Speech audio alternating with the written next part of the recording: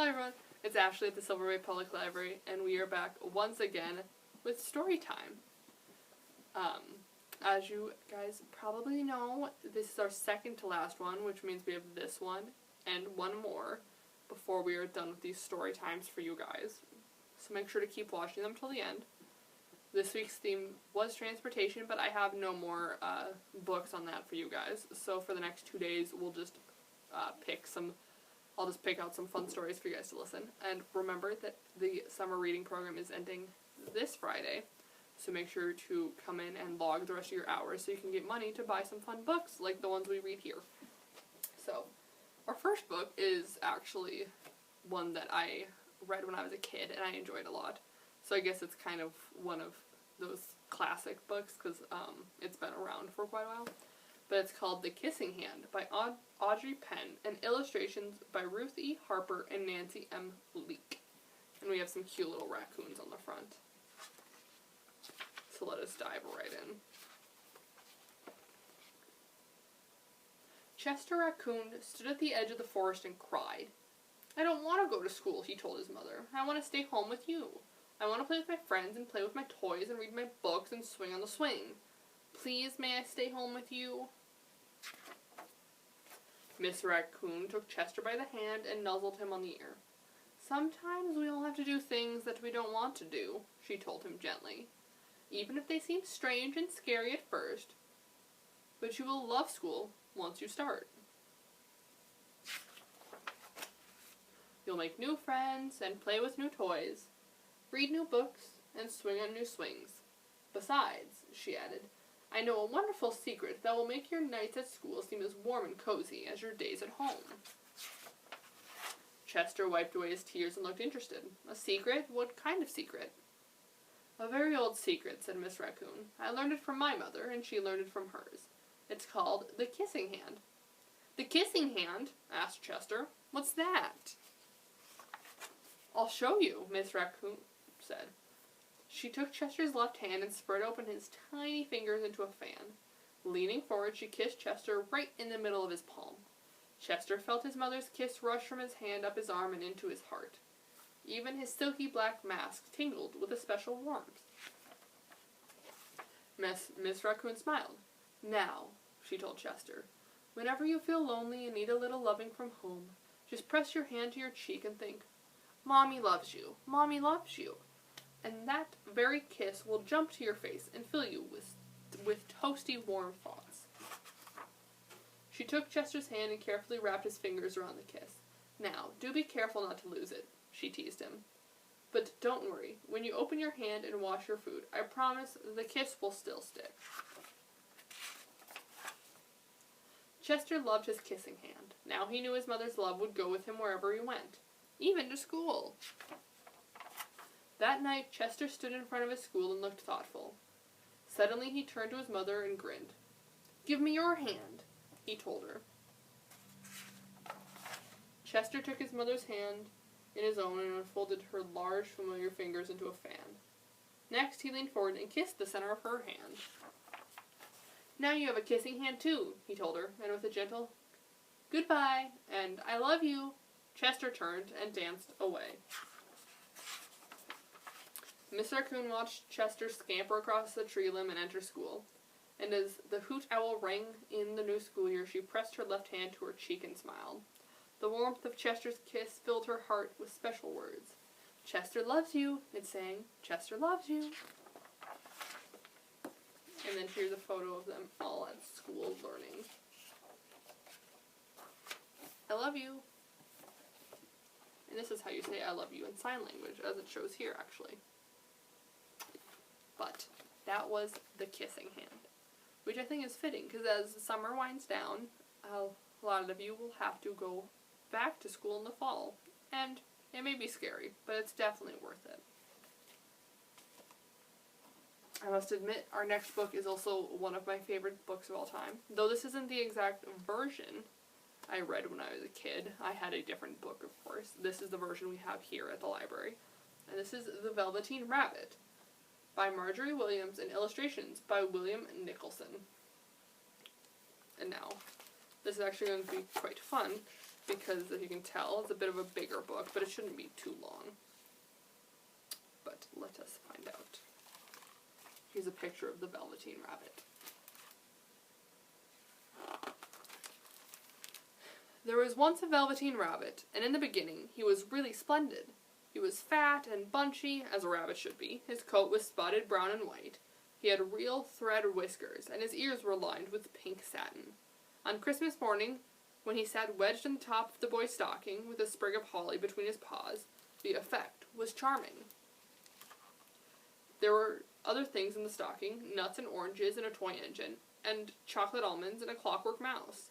But the rabbit was quite the best of all. For at least 2 hours the boy loved him, and then aunts and uncles came to dinner, and there was a great rustling of tissue paper and unwrapping of parcels, and in the excitement of looking at all the new presents, the Velveteen Rabbit was forgotten. There he is in the stocking. For a long time he lived in the toy cupboard or on the nursery floor, and no one thought very much about him. He was naturally shy, and being only made of velveteen, some of the more expensive toys quite snubbed him. The mechanical toys were very superior, and looked down upon everyone else. They were full of modern ideas, and pretended they were real. The model boat, who had lived through 2 seasons and lost most of his paint, caught the tone from them and never missed an opportunity of referring to his rigging in technical terms.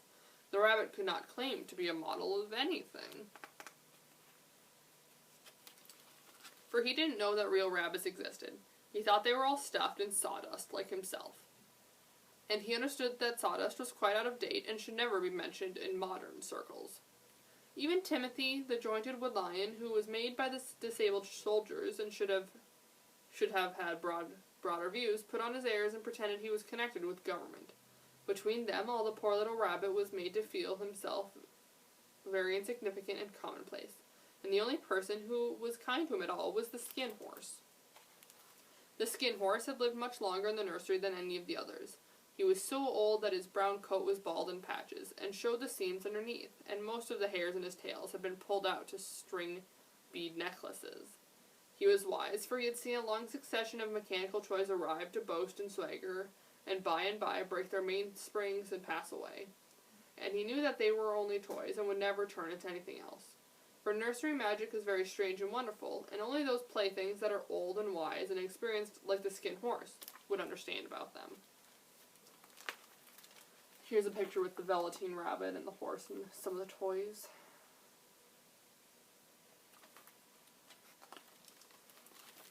"What is real?" asked the rabbit one day when they were lying side by side near the nursery fender before Nana came to tidy the room. "Does it mean having things that buzz inside you and a stick-out handle?" "Real isn't how you are made," said the Skin Horse. "It's a thing that happens to you. When a child loves you for a long, long time, not just to play with, but really loves you, then you become real." "Does it hurt?" asked the rabbit.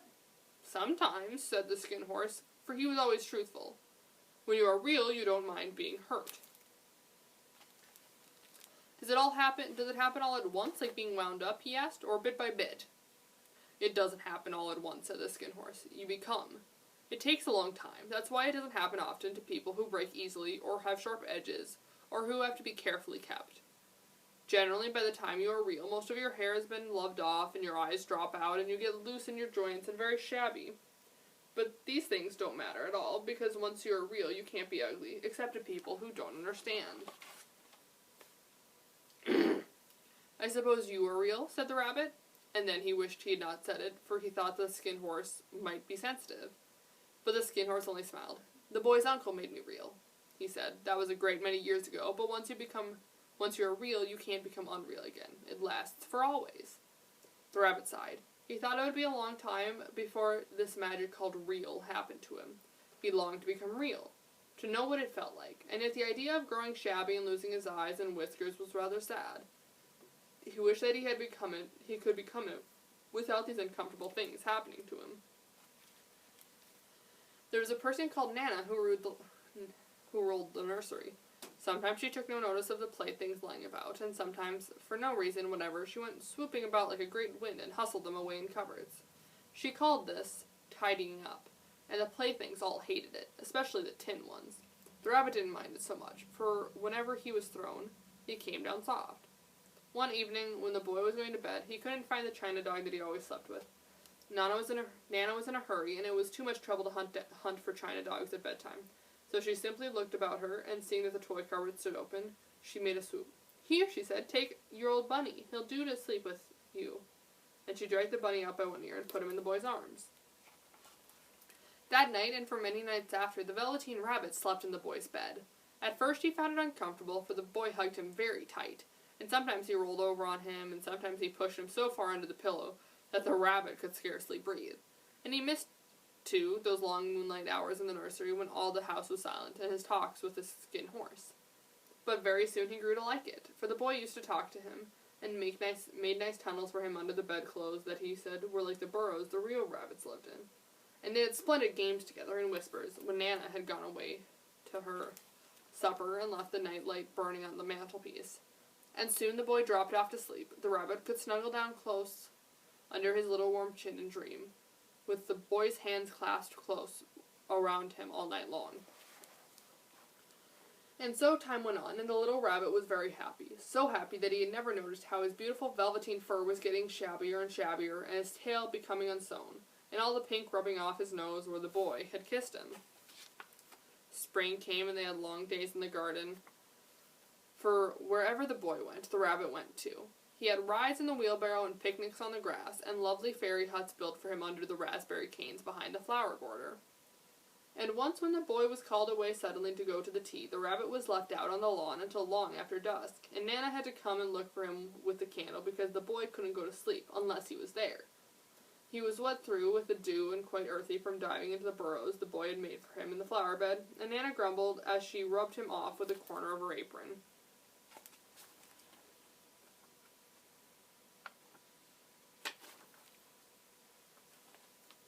"You must have your old bunny," she said. "Fancy all that fuss for a toy." "Give me the bunny," he said. "You mustn't say that. He isn't a toy. He's real." When the little rabbit heard that, he was happy, for he knew what Skin Horse had said was true at last. The nursery magic had happened to him, and he was a toy no longer. He was real. The boy had said it himself. That night, he was almost too happy to sleep, and so much love stirred in his little sawdust heart that it almost burst into his boot-button eyes that had long ago lost their polish. There came a look of wisdom and beauty, so that even Nana noticed it next morning when she picked him up and said, "I declare, if that old bunny hasn't got quite a knowing expression." That was a wonderful summer. And here's a photo of the bunny.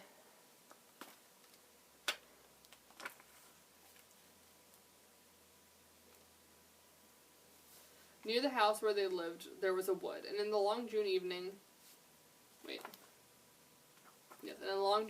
the boy liked to go there after tea to play. He took the Velveteen Rabbit with him, and before he wandered off to pick flowers or play at brigands among the trees, he always made the rabbit a little nest somewhere among the bracken, where he would be quite cozy, for he was a kind-hearted little boy, and he liked Bunny to be comfortable. One evening, while the rabbit was lying there alone, watching the ants that ran to and fro between his velvet paws in the grass, he saw two strange beings creep out of the tall bracken near him. They were rabbits like himself, but quite furry and brand new. They must have been very well made, for their seams didn't show at all, and they changed shape in a queer way when they moved. One minute they were long and thin, and the next fat and bunchy, instead of always staying the same like he did. Their feet patted softly on the ground, and they crept quite close to him, twitching their noses, while the rabbit stared hard to see which side the clockwork stuck out, for he knew that people who jump generally have something to wind them up, but he couldn't see it. They were evidently a new kind of rabbit altogether. You can see here the two real bunnies next to the Velveteen bunny. They stared at him, and the little rabbit stared back, and all the time their noses twitched. "Why don't you play with us?" one of them asked. "I don't feel like it," said the rabbit, for he didn't want to explain that he had no clockwork. "Ho," said the furry rabbit. It's as easy as anything," and he gave a big hop sideways and stood on his hind legs. "I don't believe you can," he said. "I can," said the little rabbit. "I can jump higher than anything." He meant when the boy threw him, but of course he didn't want to say so. "Can you hop on your hind legs?" asked the furry rabbit. That was the dreadful question, for the Velveteen Rabbit had no hind legs at all. The back of him was made of all one piece, like a pincushion. He sat still in the bracken and hoped that the other rabbit wouldn't notice. "I don't want to," he said again. But the wild rabbits had very sharp eyes, and this one stretched out his neck and looked. "He hasn't got any hind legs," he called out. "Fancy a rabbit without any hind legs." And he began to laugh. "I have," cried the little rabbit. "I have got hind legs. I'm sitting on them." Then stretch them out and show me, like this," said the wild rabbit. And he began to whirl around and dance, till the little rabbit got quite dizzy. "I don't like dancing," he said. "I'd rather sit still." But all the while he was longing to dance, for a funny new tickly feeling ran through him, and he felt he would give anything in the world to be able to jump about like these rabbits did. The strange rabbit stopped dancing and came quite close. He came so close this time that his long whiskers brushed the velveteen rabbit's ear, and then he wrinkled his nose suddenly and flattened his ears and jumped back. "He doesn't smell right," he exclaimed. "He isn't a rabbit at all. He isn't real." "I am real," said the little rabbit. "I'm real. The boy said so," and he nearly began to cry. Just then there were sound of footsteps, and the boy ran past near them, and with a stamp of his feet and a flash of white tails, the two strange rabbits disappeared. "Come back and play with me," called the little rabbit. "Oh, do come back. I know I am real." But there was no answer, only the little ants ran to and fro, and the bracken swayed gently where the two strangers had passed. The Velveteen Rabbit was all alone. "Oh dear," he thought. "Why did they run away like that? Why couldn't they stop and talk to me?" For a long time, he lay very still, watching the bracken and hoping that they would come back. But they never returned, and presently the sun sank lower, and the little white moths fluttered out, and the boy came and carried him home. Weeks passed, and the little rabbit grew very old and shabby, but the boy loved him just as much. He loved him so hard that he loved all of his whiskers off, and the pink lining to his ears turned gray, and his brown spots faded. He even began to lose his shape, and he scarcely looked like a rabbit anymore, except to the boy. To him he was always beautiful, and that was all the little rabbit cared about. He didn't mind how he looked to other people, because the nursery magic had made him real, and when you are real, shabbiness doesn't matter. And then, one day, the boy was ill. His face grew very flushed, and he talked in his sleep, and his little body was so hot that it burned the rabbit when he held him close. Strange people came and went in the nursery, and the light burned all night. And through it all, the little Velveteen Rabbit lay there, hidden from sight under the bedclothes, and he never stirred, for he was afraid that if they found him, someone might take him away, and he knew the boy needed him. It was a long, weary time, for the boy was too ill to play, and the little rabbit found it rather dull with nothing to do all day long. But he snuggled down patiently and looked forward to the time when the boy should be well again, and they would go out in the garden amongst the flowers and the butterflies and play splendid games in the raspberry thicket like they used to. All sorts of delightful things he planned, and while the boy lay half asleep, he crept up close to the pillow and whispered them in his ear. And here's the Velveteen Rabbit once more.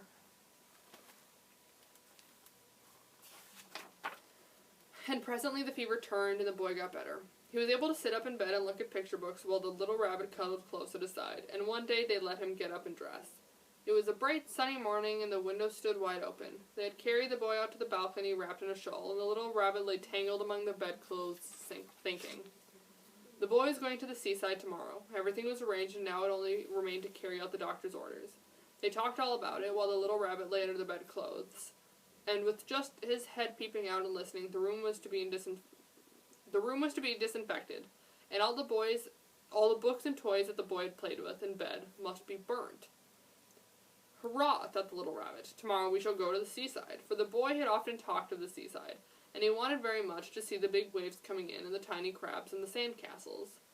Just then, Nana caught sight of him. "How old is his old bunny? Or how about his old bunny?" she asked. "That?" said the doctor. "Why, it's a mass of scarlet fever germs. Burn it at once." "What nonsense! Get him a new one. He mustn't have that one anymore." And so the little rabbit was put into a sack with the old picture books and a lot of rubbish, and was carried out to the end of the garden behind the fowl house. That was a fine place to make a bonfire, only the gardener was too busy just then to attend to it. He had the potatoes to dig and the green peas to gather, but next morning he promised to come quite early and burn the whole lot. That night the boy slept in a different bedroom, and he had a new bunny to sleep with him. It was a splendid bunny, all white plush with real glass eyes. But the boy was too excited to care very much about it, for tomorrow he was going to the seaside, and that in itself was such a wonderful thing that he could think of nothing else. And while the boy was asleep, dreaming of seaside, the little rabbit lay among the old picture books in the corner behind the fowl house, and he felt very lonely. The sack had been left untied, and so by wriggling a bit, he was able to get his head through the opening and look out. He was shivering a little, for he had always been used to sleeping in a proper bed, and by the time his coat had worn so thin and threadbare from hugging that it was no longer any protection for him. Nearby he could see the thicket of raspberry canes growing tall and close like a tropical jungle, in whose shadow he had played with the boy on bygone mornings.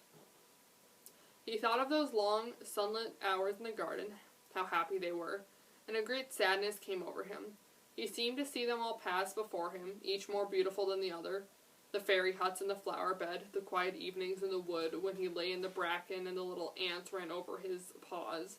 The wonderful day when he first knew he was real. He thought of the skin horse, so wise and gentle, and all that he had told him. Of what use was it to be loved and lose one's beauty and become real if it all ended like this? And a real tear, trickled down his little shabby velvet nose and fell to the ground. And then a strange thing happened. From where the tear had fallen, a flower grew. Where the tear had fallen, a flower grew out of the ground. A mysterious flower, not at all like any that grew in the garden. It had slender green leaves, the color of emeralds, and in the center of the leaves a blossom like a golden cup. It was so beautiful that the little rabbit forgot to cry and just lay there watching it. And presently the blossom opened, and out of there stepped a fairy. Here you can see the little fairy. She was quite the loveliest fairy in the whole world. Her dress was of pearl and dewdrops, and there were flowers around her neck and in her hair, and her face was like the most perfect flower of all. And she came close to the little rabbit and gathered him up in her arms, and kissed him on his velveteen nose that was all damp from crying. "Little rabbit," she says, "do you know who I am?" The rabbit looked up at her, and it seemed to him that he had never seen her face before. But he couldn't think The rabbit looked up at her, and it seemed to him that he had seen her face before, but he couldn't think where. "I am the nursery magic fairy," she said. "I take care of all the playthings that the children have loved. When they are old and worn out, and the children don't need them anymore, then I come and take them away with me and turn them into real." "Wasn't I real before?" asked the rabbit. "You were real to the boy," the fairy said, "because he loved you. Now you shall be real to everyone." And she held the little rabbit close in her arms and flew with him into the woods. It was light now, for the moon had risen. All the forest was beautiful, and the fronds of the bracken shore like frosted silver. In the open glade between the tree trunks, the wild rabbits danced with their shadows on the velvet grass. But when they saw the fairy, they all stopped dancing and stood around in a ring to stare at her. "I've brought you a new playfellow," the fairy said. "You must be kind to him and teach him all he needs to know in Rabbitland, for he is going to live with you forever and ever." And she kissed the little rabbit again and put him down on the grass. "Run and play, little rabbit," she said. But the little rabbit sat still for a moment and never moved. For when he saw the wild rabbits dancing around him, he suddenly remembered about his hind legs, and he didn't want them to see that it was made all in one piece. He did not know that when the fairy kissed him that last time, she had changed him altogether, and he might have sat there a long time, too shy to move, if just then something hadn't tickled his nose, and before he thought what he was doing, he lifted his hind toe to scratch it. And he found that he actually had hind legs. Instead of dingy velveteen, he had brown fur, soft and shiny. His ears twitched by themselves, and his whiskers were so long that they brushed the grass. He gave one leap, and the joy of using those hind legs was so great that he went springing about the turf on them, jumping sideways and whirling round as the others did. And he grew so excited that when at last he did stop to look for the fairy, she had gone. And here you can see all the fun little bunnies jumping around. He was a real rabbit at last, at home with the other rabbits. Autumn passed, and winter. And in the spring, when the days grew warm and sunny, the boy went out to play in the wood behind the house. And while he was playing, 2 rabbits crept out from the bracken and peeked at him. One of them was brown all over, but the other had strange markings under his fur, as though long ago he had been spotted, and the spots still showed through. And about his little soft nose and his round black eyes there was something familiar, so that the boy thought to himself, "Why, he looks just like my old bunny that was lost when I had scarlet fever." But he never knew that it really was his old bunny, come back to look at the child who had first helped him to become real. And that is the story of the Velveteen Rabbit and how toys become real. Well, that took a lot longer to read than I remember it when I was a kid, but back then I wasn't the one reading it. So I think I will actually leave that here this time. I know this fun snow leopard book I've been saving for quite a while now, and I keep not being able to read it. But on Friday I will read it for you guys to enjoy. But I hope you enjoyed these two classics that I grew up with. And thank you guys so much for listening. I hope you have a wonderful, wonderful day, and bye-bye.